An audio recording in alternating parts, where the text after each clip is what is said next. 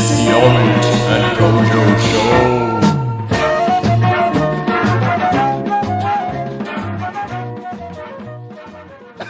So, hello and welcome to the OMID Kojo Show live. We're going to be talking about all kinds of things today. We do actually have quite a few topics, as we haven't done a live one of these in a while. Yeah. So yeah, I'm Kojo. I'm OMID. If you can't tell by the mustache. The mustache is back in full force. And I got wine. Bro. I got wine too. But no wine glass. I was telling Omid earlier, I smashed all my glasses. Like, I drop either a glass or a plate like every single week. So the numbers are just going down. Now there's no wine glasses, there's no pint glasses. I'm not trying to jinx it or anything, but I don't actually remember the last time I broke something. Must have been back at the garrison. Alright, hot shot. No, I just tend not to touch things these days. I'm just walking around like not touching anything. What are you saying then? What we going to chat about today? To start with, before I just share with the people, because my eye's feeling a bit watery, which makes me think of what happened yesterday. So yesterday I was getting a COVID test to see if I was riddled. Turns out not. And they stick the swab like way up your nose, all the way so it like touches, it goes into your mouth. Like they put it real deep in there. And I just chilled out. I got like, good set of nostrils on me. Wasn't a problem.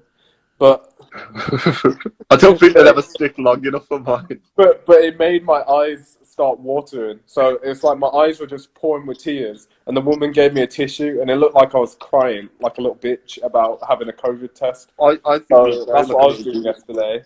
I reckon. I was speaking of crying earlier. So I've been working on something very important. I'm holding it very, very dear to my heart. And if it doesn't work out, then I am going to cry.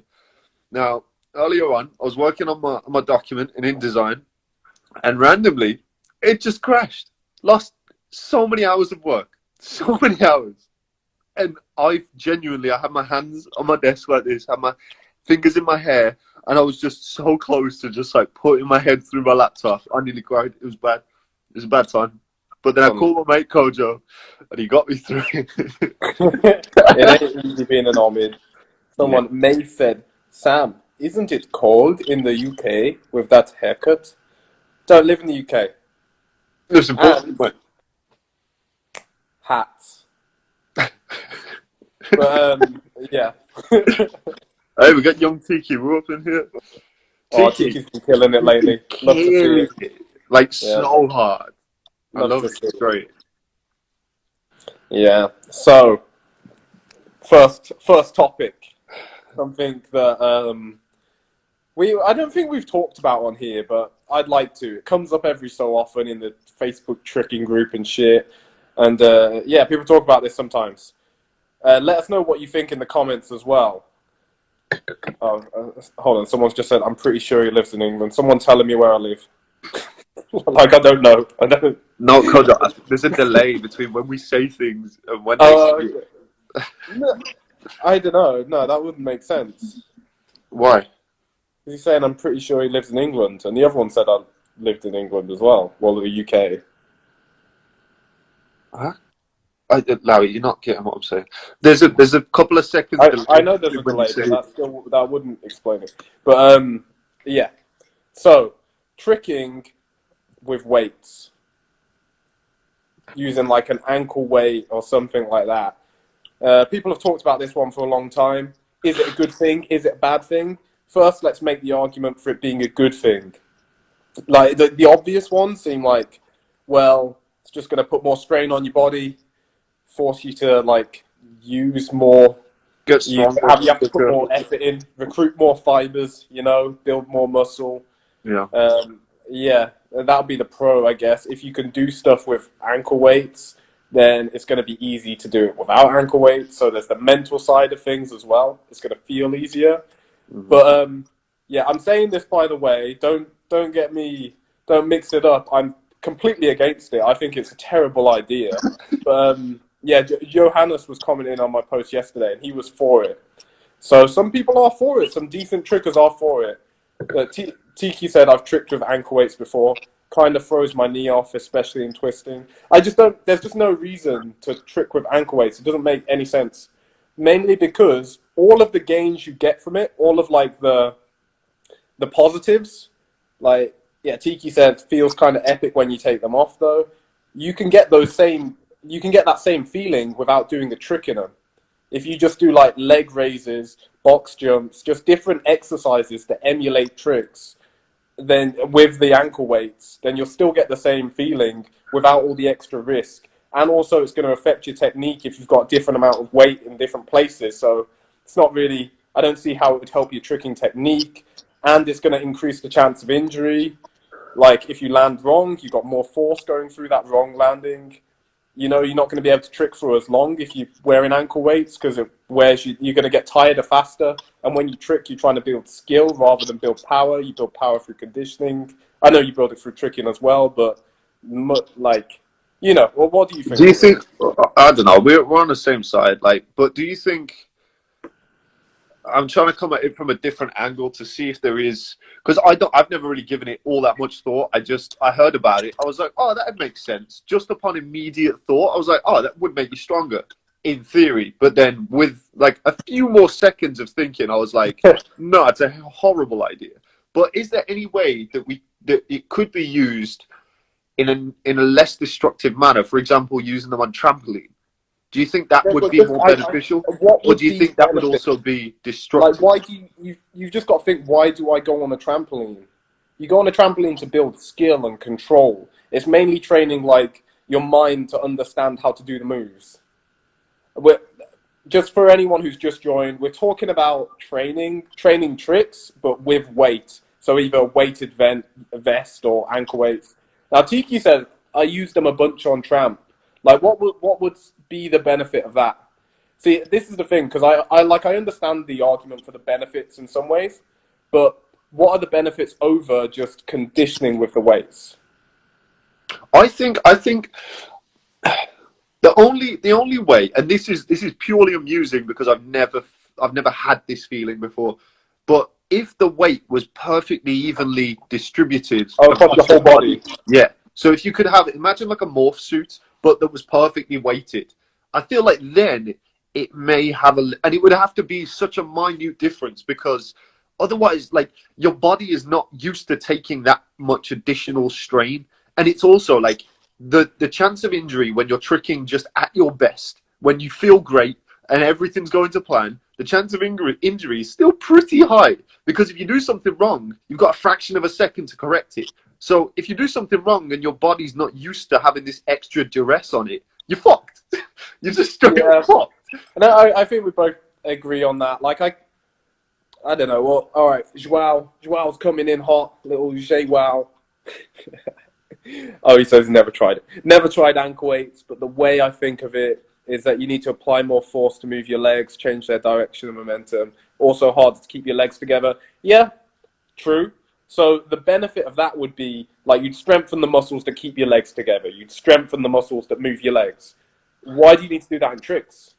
You could just work out with the ankle weights and you'd strengthen those same muscles without all the risk of having extra weight on you when you're doing tricks and affecting your technique. Yeah. So I just don't see what the benefit is. I'm all for like additional weight, like for example a weight vest when you're doing exercises, or I think if you're just doing the jumps and like leg raises and shit like that, it's worth it. But yeah, like I'm not even doubting that it could help. Like I think if you train back tucks or whatever with a weighted vest, I think it would force you to use more energy. So it would build more strength, but it also increases risk. So there's just no need to increase risk when you could just condition and use them. I think, let's say, for example, it was a case of just using a simple trick like back tuck.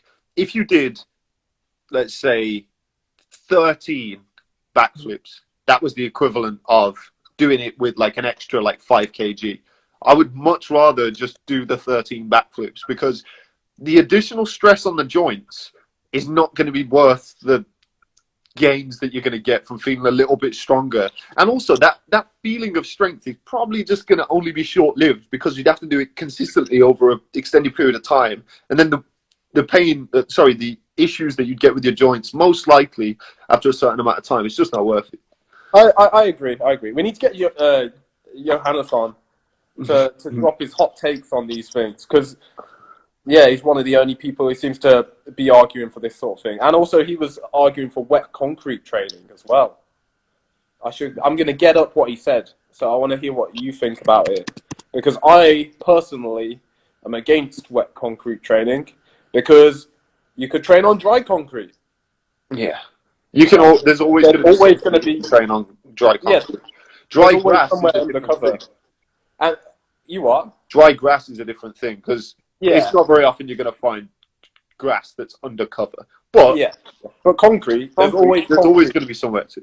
Find yourself a bridge, go to a train station, go to a bus shelter, you know, dodge the needles, do some flips. No, Kojo, not everywhere is like Birmingham or that bridge in Porto. Oh, yeah, I love my bridge. Getting kicked out on my bridge all the time. Okay. So, here's what he said. Oh, wait, and actually, before you start, one other thing.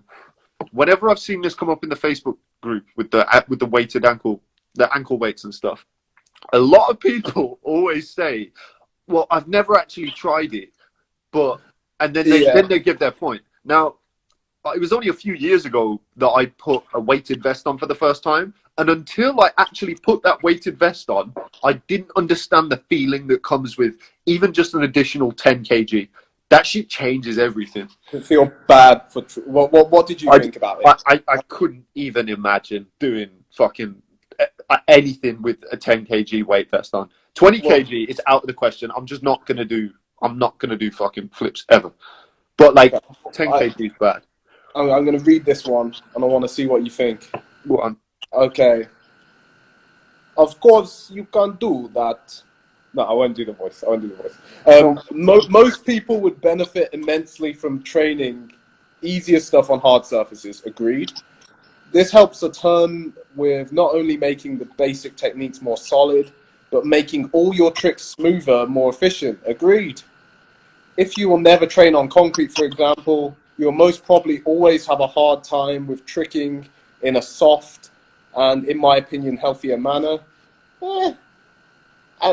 I mean, I think if you just trained in the gym loads and loads, you probably still learn how to train in a soft way. But yeah, maybe if you never train outside, you do things more forcefully. So I get the logic. I think for most people that would make sense. Yeah.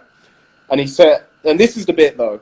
If the concrete is wet, you will also learn how to generate power straight upwards from the ground and not having to just rely on blocking and momentum so much. That's like... That's where I disagree. It's just playing with such an enormous amount of fire. It's not... And also, it's not true that training on wet concrete makes that happen. It means that... Neither of us have trained on wet concrete, so maybe. I've trained on wet concrete. Not like a proper session. I mean trained, not done tricks. Trained. Okay, but it depends. Like, you know, it depends on what he means. Does he mean? He means training. Not here. It's about training. For full context, yeah, this is about training in winter. If it's just only super basic stuff, then there's just no point. Like the whole point is to try and like learn these things, not put yourself in the fucking worst possible situations so that you have to get it right. Otherwise, you fuck yourself. This would be my argument. Is like I think the extra precision that you need on concrete. Then yeah, if you train basics on concrete, then I think it could force you to like, you know, do better basics. And then when you come onto a soft sprung floor, they're going to feel super easy. So I get that. But the wet concrete, like what's the extra benefit? Like giving the most charity to this position as possible, you could say, well, the wet concrete is going to make it even harder, more likely to slip. So you have to be more precise with your movements. Mm-hmm. But I think concrete's enough. Like, why? You could always choose to go on dry concrete. There's going to be somewhere undercover. And there's always going to be way better surfaces than concrete as well.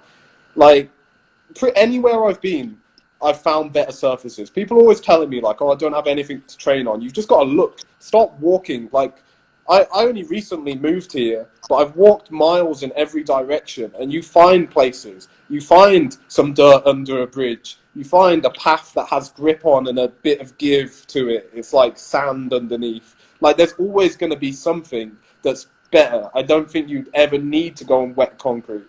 Dry concrete, I think you could train basics and it would be useful. Do you want to add something, or should we have a look and see what the people are saying on it?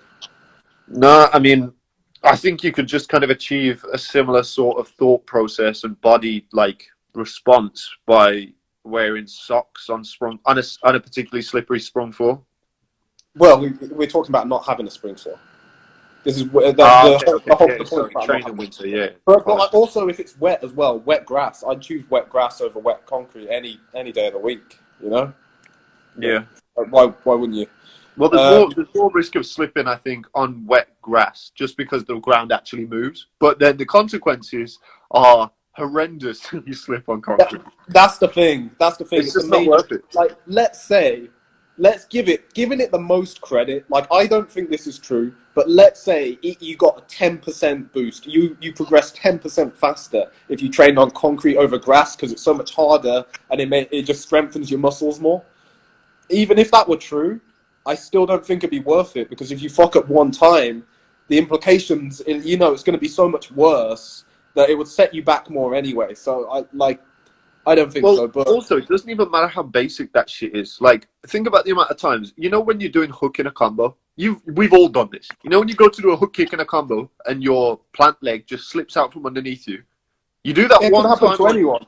You do that one time on concrete, you fuck your hip, you're out for months. You land directly just on your hip on wet concrete from slipping from a hook kick with that much force. Bro, it could be fucking you for months. Yeah. That's why I think my approach to it is rather like find somewhere better to train. Like, I think pretty much anywhere in the world you can find something better. Even if it's a long jumping pit or astroturf, like, there's going to be something. I mean, to get to that spot under a bridge, I have to straight up break into the park. I have to climb a fence. I get kicked out. I got kicked out twice this week. You got to do what you got to do.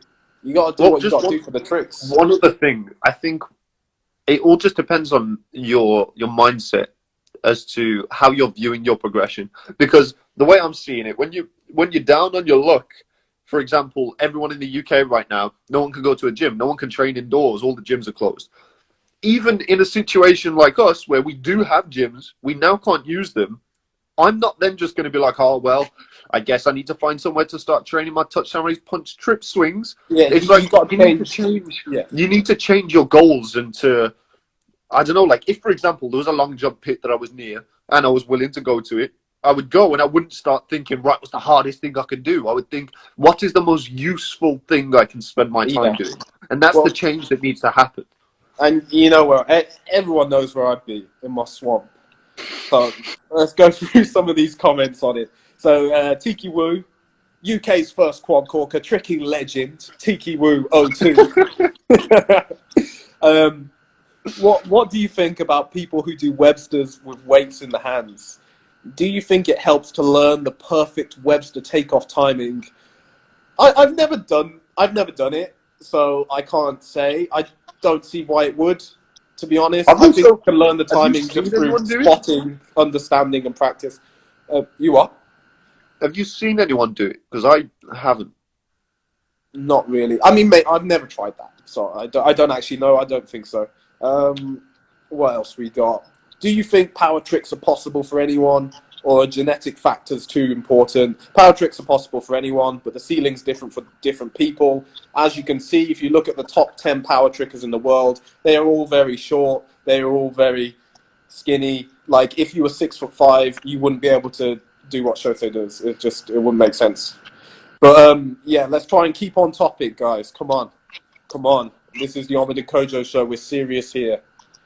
All right. We're like the journalists of tricking. We got the other point of view. Andre said, I've trained on wet concrete, to be honest.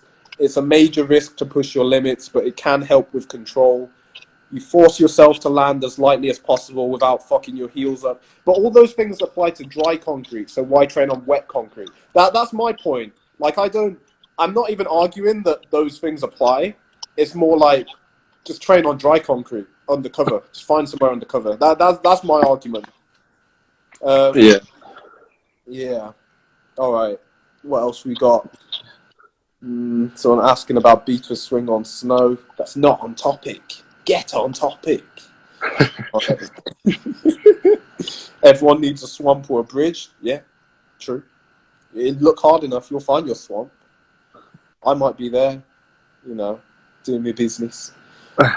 What else? What else do people saying? Tiki said it should be last resort, referring to training on concrete. I don't see any real point to training on concrete. What do you think about that? You think there's a point to training on concrete? Okay. So if you didn't have any other option, then yeah. If you truly didn't, let's say, kind of like your situation, but maybe even worse. Let's say you have to work all day, every day. You only get off work when it's dark, and you have no gym. So the only lit spots you can find are dry concrete undercover. In that situation, then yeah. But not that many people are in that situation, you know? You can normally find something better than dry concrete. Get yourself a bridge. Go to the local swamp. Different thing though. Different thing. What do you think there's a point in training on concrete, not just related to not having a gym or anything like that? And the reason I'm asking is because even you just don't think there's a point. I mean, okay. So a big point would be mentality-wise. I think not for your actual. I guess it does affect your skill level. Yeah. So training on concrete, like for me personally, if I've done something on concrete, then I'm never ever gonna fail that on a spring floor. Like that won't enter my mind before I go for something. If it's something that I know I've done on concrete, I'm not even gonna be considering that I can't do on a spring floor at any point. So I think mentality-wise, it can make you like have more confidence in whichever tricks you do on concrete. So yeah, it could help with that.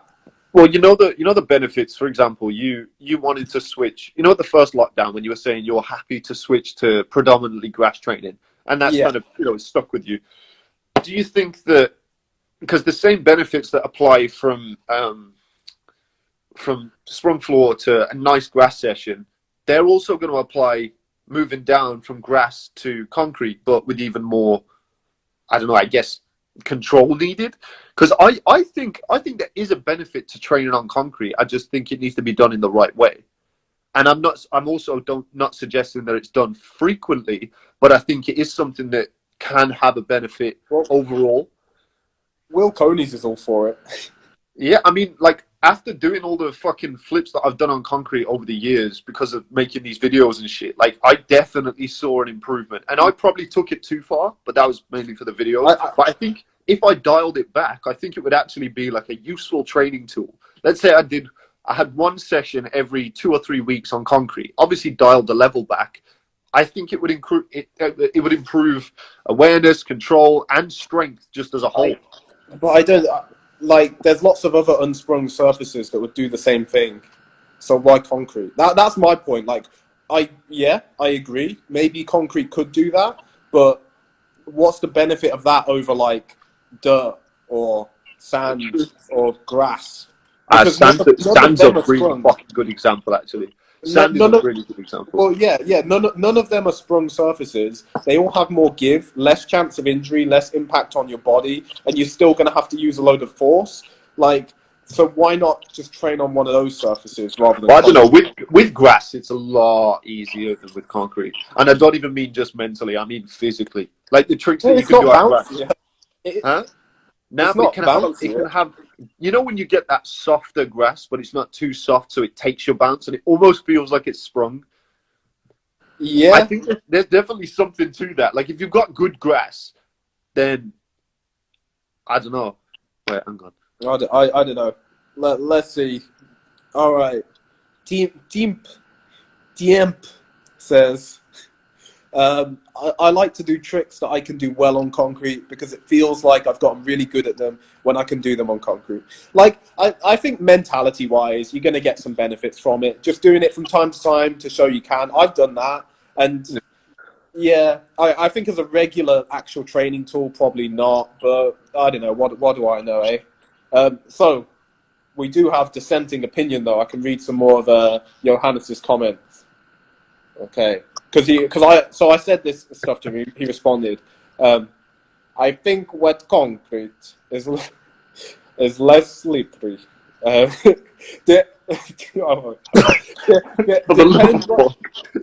Depends on your shoes and concrete type, of course, but in general, I don't think wet concrete. Oh, he's saying than grass. He thinks wet concrete's less slippery than grass, and I think that really it depends on the grass. I think it depends on the grass as well. That's what I said. It depends on the drainage of the grass, but fair enough.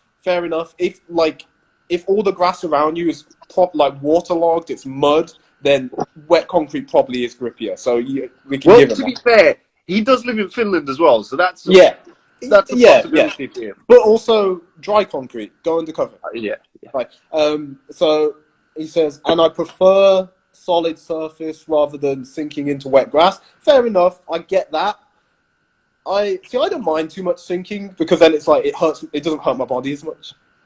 Even though it's harder to do tricks, it depends. It does. There's also another element of hurting it can yourself, sink though. too much. It can be dangerous. If you land and you're twisting even a little bit, that shit hurts. And if you push it too far, you're twisting too much and your knees spot. But then it's just a choice of tricks that you do. But one trick, don't you have momentum going left and right? There's not that many. And finding a better spot as well, like grass that isn't as sinky. So he says, training the aesthetics and efficiency of basic tricks that you know you won't fall on solid surface with some additional weight. So he's saying training with additional weight on concrete. I don't know. Wait, is that what you're saying? Yeah. Read that bit again. So he says, I'll read the whole sentence.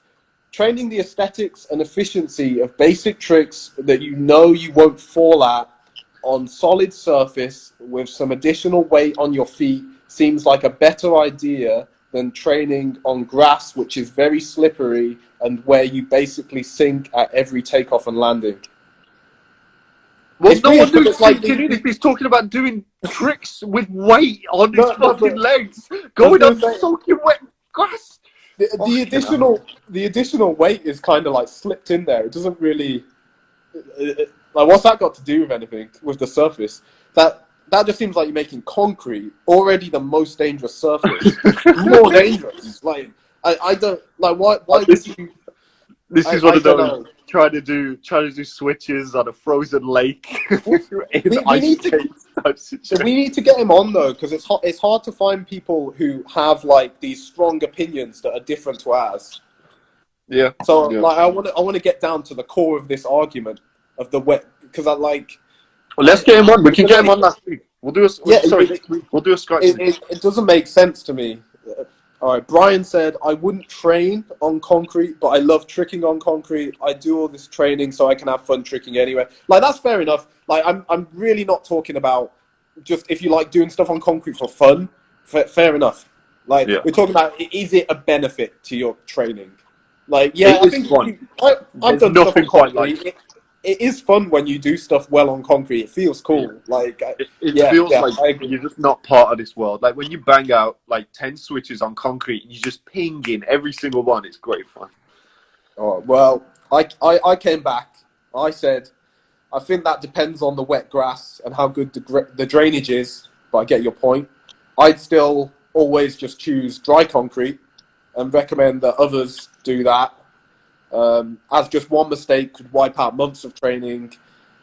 Yeah, that's what I said. But then he said, but yeah, it's true that wet concrete is something you can really utilize properly only after you're quite advanced, especially with flips. Only tricks that are already solid but that need to be drilled for more clean lines and more power should be done in this case. Still, my point would be, why not dry concrete? Like, I don't get what the benefit. I think what's happened here is he's backed himself into a corner, and then when you just kind of say something, and then you're like, oh fucking hell, I'm here now. I'm just gonna have to keep arguing the point. I think he'd stand. We'll talk to him. I think he'd stand by it. You reckon? Yeah, but that's because you're fucking coming at him. What do you mean? What do you mean I'm coming at him? Well, if we have the conversation, he's not going to back down because people don't back down once they've made their point most of the time. I We don't know. change our points all the time. We change our most opinion people, all the most time. people don't. I've never ever, because I'm always about. I always see these things on the Facebook group and all that shit. I just don't get involved because people say stupid shit and it kind of aggravates me. But I see, like, I never see people backing down from the points they made. Johannes is one of them. Never seen him back down from a point. I've never seen him go, oh, actually, you know what? I didn't think about it like that. You're right. Whereas me, fucking idiot. I don't know. Big assumptions from OMID. How it is? I'm talking about anecdotal things that I've seen. Well, you told me you don't look in the tricking group, so I do. What? I don't comment in the tricking group most of the time. okay. But I see all the things that go on. I always get these fucking notifications. So we've had a couple of comments about this, which kind of ties in with tricking in shoes. Does that act as like extra weight? And another one says, do you think wearing shoes improves skill level? For me personally, sometimes I'll wear shoes. I wear shoes in the swamp, obviously, because there's a load of sticks and rocks. You don't want to be barefoot in a swamp. Come on. But on grass, sometimes I'd wear shoes on wet grass as well, or dry grass when the grass is really hard. But that's because it gives me extra cushion and it protects my ankle, because I'm a heavy man. I've destroyed my ankle multiple times. Just doing tricks, I like feel it in my ankle. So the more I can minimize that, the better. And shoes do actually help a bit with that. I don't do it personally to make it harder. I don't think it makes it harder. Like, I've seen people say first time landed in shoes. I've never noticed a difference with wearing shoes. I don't like training in shoes. I just don't like it. You know? I quite like it on hard grass. I don't like it on grass. I just can't. I can't get on board. Well, I guess you got good ankles. It might be the shoes, to be honest. Like, I don't know, but just not into it. Brian's comment. Yeah, that's me. Nice guy. He's a nice mustachioed man. Me and Omid, it's like good cop, bad cop routine. I'm the bad cop. I'm the one that mocks people's accents. Omid's the sweetheart. Omid's the heart. You get too involved. I don't care enough. Because I always see you comment. Because that's the thing. Whenever you comment on anything, I don't know why. I should probably turn this off. But whenever you comment on anything on Facebook, in the tricking group, I get a notification saying Sam Kojo commented on this, and I'm like, I end up looking at it, and it's always you just giving these like snide little remarks, just kind of saying how people are wrong. You say how people are wrong. The last time I haven't commented in the tricking group in ages, but last time I did is about switches, because someone asked about switches and everyone was giving their dumb advice and it was all wrong, and I was like, I might as well say, like, you know, what's right, and then people can listen if they want or not if they don't want to. Seeing as who else has spent more time looking at bloody switches? When I did the ultimate switch guide, it took like 120 hours. What maniac is spending that much time going into that much depth looking at switches? Everyone else has things to do. You just made it your bloody life. Yeah. I don't know what I'm doing. I was under a bridge earlier. Fucking, I don't know. 26. Oh, I was doing. You did what? I was doing flips in the rain on top of a car park the other day. I wasn't training. I was filming a thing, and then all of the footage was completely unusable. Just risked my life. I did a raise holding my hoodie, and as I did it, like I was trying to like use it to emulate a rope for a little thing I'm doing. As I did it, I slammed my hoodie on the ground, nearly broke my arm. But it was just the worst thing ever. You doing all of this with that mustache? In the night. It was late at night. This mustachioed man out in the night. I bet you're wearing something ridiculous as well. Nah, I was just wearing this. Oh, you probably think it was ridiculous, actually. Yeah. Did you have your big cargo pants on? Nah, I got these saucy little numbers on. They're just some black trousers. There was some funny. One of these comments on this was really funny, by the way, about the winter training.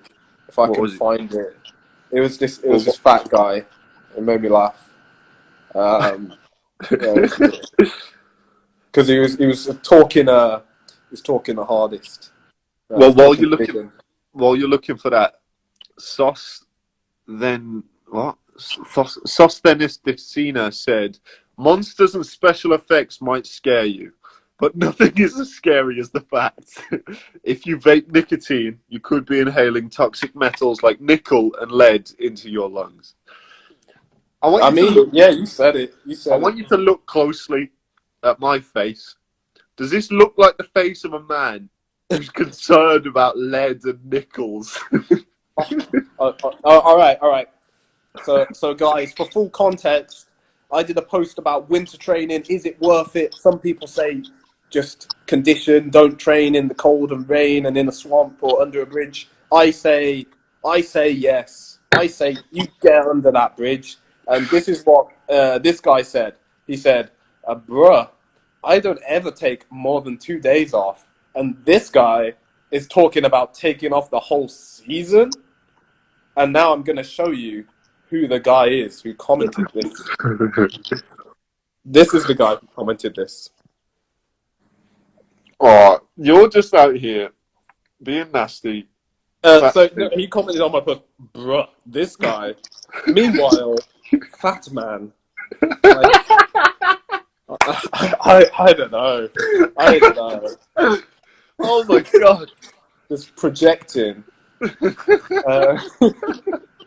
I mean, who trains harder? Come on. You're out of control, you are. I know. I've had a busy day. Well, I'm hype as well because I've had some good news today. If you didn't see the beginning of this, I'm COVID free. Your boy, he's not got COVID. Your boy doesn't even have a drop. I've not even got a drop of COVID. I'm COVID free. Less COVID than hair. What does this mean? COVID free now? Oh, less COVID than hair. That's how little COVID I have. And this is coming from a man who's got 2 eyebrows and nothing else. I got good eyebrows though. You can't knock me. You have got good knock me eyebrows. for that. So earlier I picked out this eyebrow hair. It happened yesterday as well. I had an eyebrow hair that was like that long. It was like straight up just going up my head. I was like, what is going on? I've never had one like that. I always get these stray ones on my shoulder. They're just like kind of sticking out, doing this, growing real long. And then I noticed them in the shower. I named them. Yeah, they're good friends of mine. Alright, I'm going to see if there's any of... Oh, there wasn't really any other dissenting opinions apart from the old wet concrete. Oh my god! I got fucking hell. What? FJ Fitness _flip said, I did a blaster scoot in my living room today and accidentally kicked my cat in the jaw. First of all, why are you just doing a blaster scoot? The fuck's going on? Oh, OMID, you got to train your blasters, alright? They're not going to train themselves. And second of all, the OMID Kojo show does not support cruelty to animals. I'm just putting that out there. Right? Every now and then. Nah. Every now and then, Kojo sends me. It's few and far between. Like maybe every 4 or 5 months, Kojo will just send me a link to a cat video on Facebook. Because when we first met, it was one of my favorite things to do. Just looking at ridiculous things that cats are doing while I was high. Oh, right, here we go. You sent me all those. Didn't you send me like 30 pictures of cats, photoshopped cats? Nah, they were ridiculous animals. Oh, and then there was like 4 of them that 4 different cats with Steve Buscemi's eyes. All right. Let's see if there's any solid comments here. Someone with the right Photoshop skills, please switch Kojo's and Alex's eyebrows and mustache. I would like to see that, actually. You would look like a fucking menace. Would I not look like a TikTok superstar? I don't look like a TikTok superstar. You look like a TikTok superstar. I look nothing like Let me see your hair. If you just twist it a bit more. Nah, because then you can see the line. I look like a man who's nearly hitting 30, who... Well, I mean, it explains itself. He's just, yeah. He clearly doesn't care about the way he looks. He's got a fucking 3rd eyebrow on his top lip. He's got facial furniture. I don't know what the fuck I'm up to. Wait. All right. Is underwear power real? or is that also psychological? I did my first J-step dub-dub in my underwear. I was hype. I felt like I could fly when I was in my being in your underwear in a gym as well. You feel so free because you feel like you're being naughty, like you shouldn't be in your underwear with your, you know, your Alexander Wang flopping about. But yeah, I did my first J-step dub swing gainer, and then I was hype, and I got my first J-step dub that session.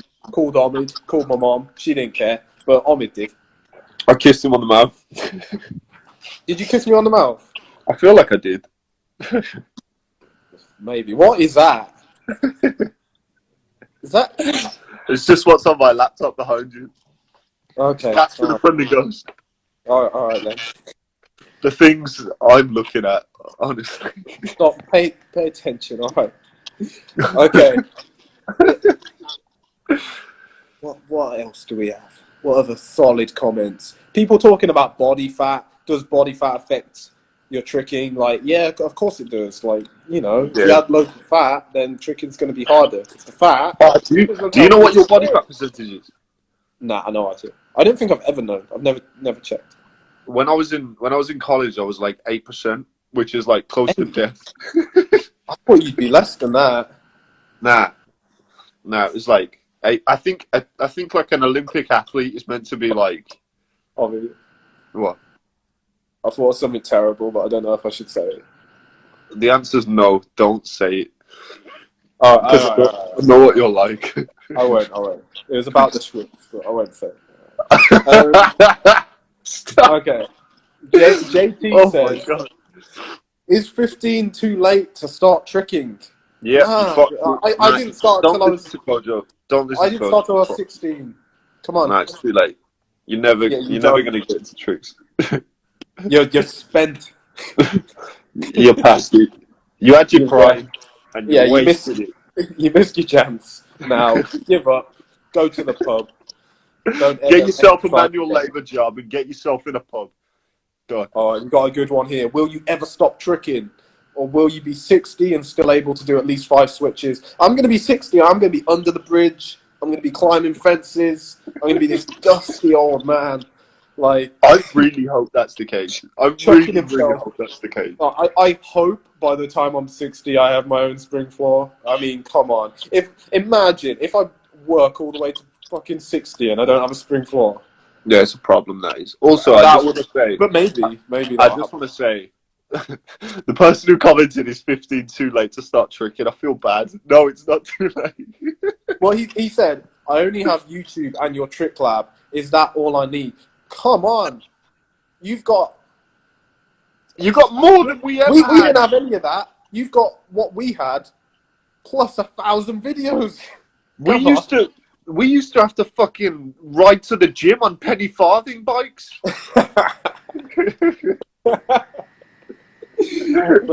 Back in our day, riding 45 miles to the gym on a penny farthing. It wasn't easy. They didn't have roads back then. And also through the forest. Instead of both of us just riding our penny farthing bikes, we'd take it in turns to drive 20 miles additional to pick up the other one. Me just like on your back, not even sitting on the seat. I'm just like holding on to your back. All right. We got a good one. Guys, would you like to have little spring floor at your house? So my dream is to have a spring floor kind of outside. I want to have outdoor space and have a near full-size spring floor. I'm making moves towards that goal. That's one of the main reasons why I've moved to Portugal, because it's much cheaper here and the weather's much better. So it's going to be easier for me to get to that goal of having a house where I can have a spring floor. What about you, Omid? Do you want one? Well, it says at your house, so I guess, yeah. But, yeah. Well, I don't really care whether it's at the house or not, to be honest. But look at times like now, and now you don't have, Nah, I mean, I just wish I had my own spring floor. I don't care where it is. Like, if it's in a little fucking... Ideally, I'd love a little, like... Let's say, for example, I had like a barn on my land or whatever. Then I could convert it. Well, just have a spring floor in there. But if it wasn't too cold and it was nice, Yeah, no, that was sweet. This 15-year-old, he says, is it possible to get good at tricking with only a queen mattress and nothing else? I mean, so unless you're like, what's it, Fritzl? Is it Joseph Fritzl? Unless you got a whole Joseph Fritzl situation going on, then you're trapped in a basement with only a queen mattress, and that seems grim. I think tricking's the least of your worries if that's your situation. But unless you're in that situation, then there's going to be grass, concrete, dirt, sand, gravel, ice, snake pits. There's going to be other surfaces that you can trick on. So who has a queen mattress and nothing else? Everyone has grass or concrete or dirt, unless you're locked in a room. And if you are, then I don't know. Get out the room. Like, you leave. Your main plan should be get out the room. Oh, Nev says hello as well. Hi, Nev. Go on, Nev. Yes, Nev. Yes, Neville. Yes, Neville. I've missed calling her Neville. Love calling this small girl Neville. That's one of our favourite things. Right, Nev was Female Athlete of the Year, wasn't she? From bar trick parkour. Go on, Nev. She deserves it. She killed it. Yeah, Nev's been levelling.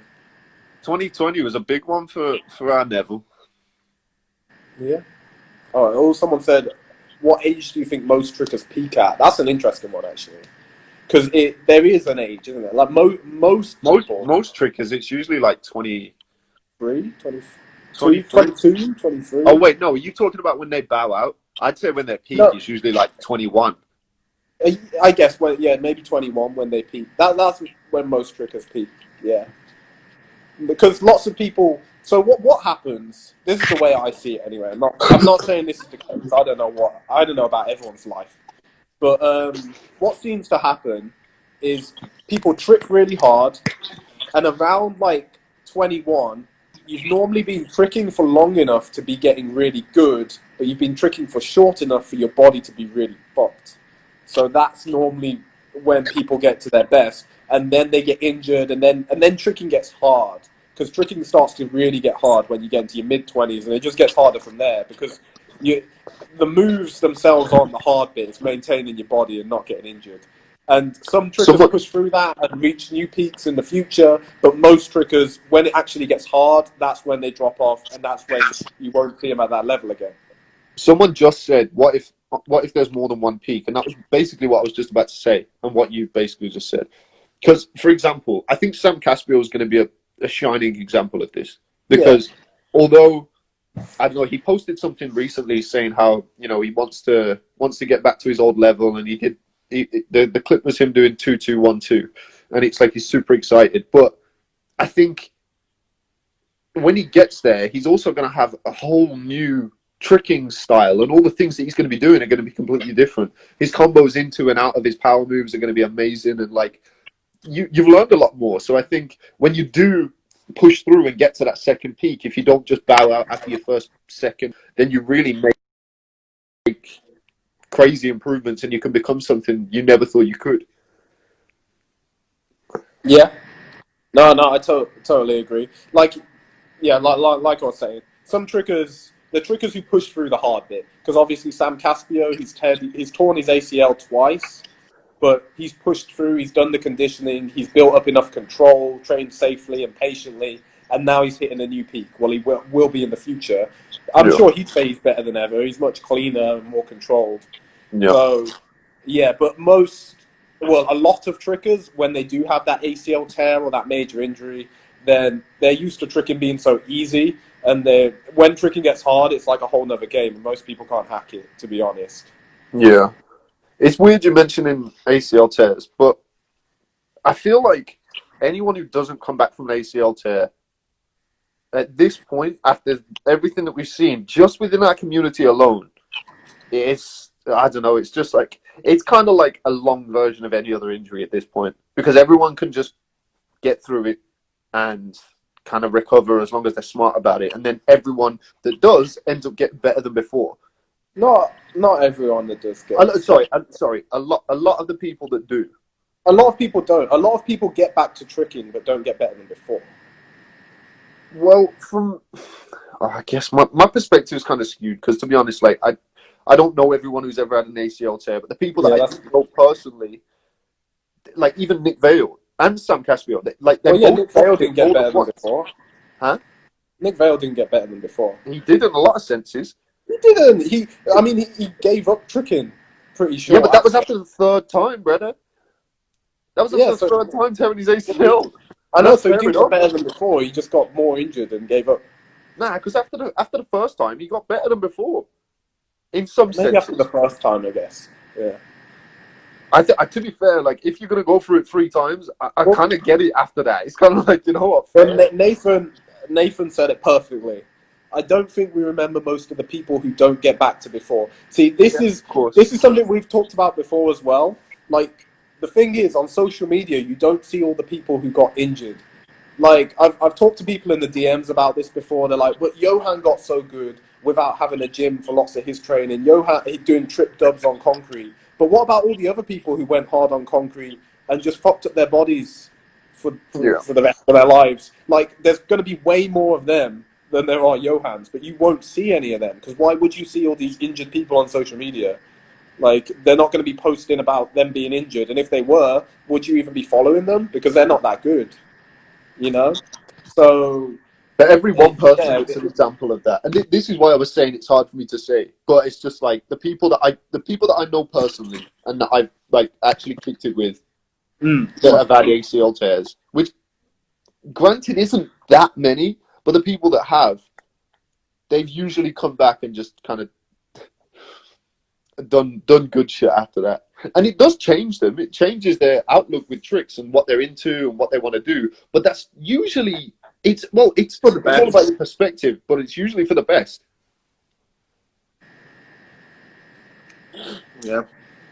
All right, we got a question from Tiki for old Sam Kojo. Unrelated, but do you find triple cork or triple full easier on grass? I've not done either of them on grass. I don't do like power twisting stuff on grass. It's going to be hard I think it's hard for a lot of people to get why. But I think if you felt what it's like to weigh 86 kg, then you'd realize why. Because tricking's not that fun when every single move hurts. And when you weigh a lot, then landing hurts. Like just the act of landing. I could land completely fine on the balls of my feet, and it can still hurt on a heavy trick, on like a power trick. So I normally save more like big twisting stuff for the gym. And I'll just work on setups and more basic variations outside. Like if I was a lot lighter and tricking felt like less painful, then yeah, I would do more stuff outside. But I'm tricking on an ankle. Where I've been told multiple times that I'll never be able to trick on it again. Like I got to be careful. And he said I did do. I saw a triple on some leaves a while ago. Like I did do some triple corks in the swamp, but that's because I always wanted to do it in the swamp. I wouldn't like. And also, that's a bit softer than grass. And I was wearing shoes in that as well, which a little bit more cushion. Like, it's not that I can't do it. It's just that it hurts my body. Like, actually, that's a really good anecdote. When I did those triple corks, I did like 4 of them. I did 4 triple corks on that mulch outside. For about 2 weeks, my body, like, shut down. And, like, I don't know if this is that much to do with my weight, but sometimes... Like if I put too much strain through my body, then it gets really fucked. Like my back can completely lock up and I can barely like do anything. But I remember after I did those triple corks outside, my body was destroyed. I was in loads of pain for weeks. I could barely trick. Honestly, I'd rather trick most days and do lighter stuff than just try and do hard power stuff and then just be in pain for weeks and not be able to trick. But yeah. So when you're 20, you know, when you've tricked for 10 years and you weigh 86 kg, you've torn pretty much like every ligament in your ankle in the past, you don't want to do big power tricks outside. I just wanted to do it like once, so I'd done it. I'll do it on grass. I'll do triple cork, like switch strip on grass at some point as well, just to have done it, but I'm not going to be training that. Someone said, wait, what was it? Hang on. Do you think it's good? Okay, it's worded kind of crazy. I think it's language barrier. Do you think it's good to have a dream trick or not? Because when you reach them, you are less motivated for other tricks. It depends entirely on your perspective, to be honest. Like surely, because for me, it's always been like a need for more. whenever I've landed anything, like when my goal was triple cork, it was like, okay, cool. Now I've landed it. Now let me go back and fix all the other things that I've been neglecting. I need to work on my touchdown raise and change the technique. And then I built everything back up. And then I came back to triple cork and I was like, okay, I need to land this again. And I kept trying for years and years and years. And then when it was finally getting consistent, it didn't make me want to not do it anymore. And it didn't make me want it less. It just made me want more and more and more. And I think it just depends on your approach. Perspective. I think if you put too much, not me, but I know some people, if they put too much on one trick and then they get it, then they're not as interested. But I think it just depends how much you're into tricking as a whole. Yeah. Like, you should have more than just one goal. I think it's good to set goals and achieve them and then set more goals. Well, for me as well, it's like, even if I have one goal of a particular combo or whatever, it's normally like, oh, fucking hell, now I've done that. Now I've got to make it consistent. And now it's like, okay, now it's consistent. How do I make it even better? Or how do I move on to the next combo? There's always something more. It just depends on the limitation of your imagination. Yeah, well, like when I did dub, then after that, then I wasn't like really that bothered about trying to do dub more and get good at that. Yeah. Because that seemed like the sort of thing where it's good to have done it, but like I'm not going to spend loads of time trying to do it. This one guy has commented multiple times about my hair. Like, but one thing, oh yeah, this is, so Sam Kojo gives life advice right now. You ready for this? So lately, I've been talking about how, I lost my hair because of all the amount of effort that I had to put into KTL for the last 3 years, because I kind of lost it around the same time. Like, I don't know, it's probably not down to that, because like all the men in my family are bald, but this is kind of a perspective thing. Whatever happens to you in your life, try and figure out a way you can turn that into a positive. Like right now, I've thought, okay, I can turn my bald head into marketing. Now every time someone mentions my bald head, I can say that, and I'm promoting KTL. And it's like pretty much anything bad, like, no, it's not bad. It doesn't fucking matter. I live in a first world country. But anything bad that happens to you, you can turn into a positive. So now, like, anytime someone comments that, then that's an opportunity for me to promote KTL by commenting back. You know? Yeah. So then, like, you can use that for anything in your life. Think of whatever thing's bothering you, and then figure out a way to turn that into a positive. But just don't be a sneaky, conniving little bastard. Oh yeah, don't be like me.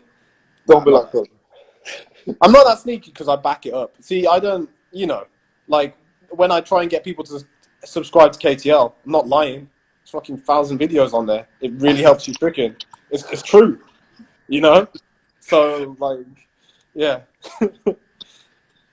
Tiki said, I'm worried I'm going to lose my hair. My dad is bald. Don't worry, Tiki. If it happens, it happens. It doesn't matter. You get over it. There's a lot of perks to it, actually, because the biggest one is when you wake up in the morning, then even if you're like wrecked, whatever you've been doing the night before, you kind of look the same. Like if you put some water on your face, you kind of look the same. So it's quite useful for that. Like that, I really like that about it. Like you don't have to worry about looking like complete shit. Well, I look like roadkill every time I wake up in the morning.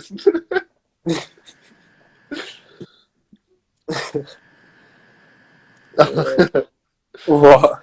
I never noticed that. Neville said, I've got 2 shrimps on my lip. And she said, lots of love, Neville. That's amazing. I love it. Oh, this has been a good one today. I don't even want to stop. It's been nice having a chat after the big day I've had. But yeah, you're doing your 5 a.m. Yeah, I got you up? Yeah, so I'm glad you had a good day. One last comment. What's this? Which do you think leads to faster progression? Initially training power for a few years, then focusing on technical tricks, or initially training both technical and power? There's too many factors involved. There's like how much time you're spending on the trampoline, how much time you're spending in the gym, how much time you're outside, how much you're conditioning, how much you're stretching. Like there's a lot of factors involved. I think it is good to get good at power during the first few years of your training, for sure, because your body can take the most then. But there's a lot of other things involved in how you go about doing that. Like, you don't want to just slam over and over. There's smarter ways. So, yeah, there's a lot involved in that. There's also only one person that I. No, I'm taking it back. Doesn't matter. And on that note, Yeah. thank you for joining us. If you joined us live, yeah, tune in next time. We'll hopefully do one next week on Wednesday, maybe. I don't know. We'll post about it. I'm going to be in Mexico as well, so it'll be from there. Yeah, I'll spice things up a bit, won't it? Hey, all right. See you Anyway, next time. real. Take care. Peace. Peace.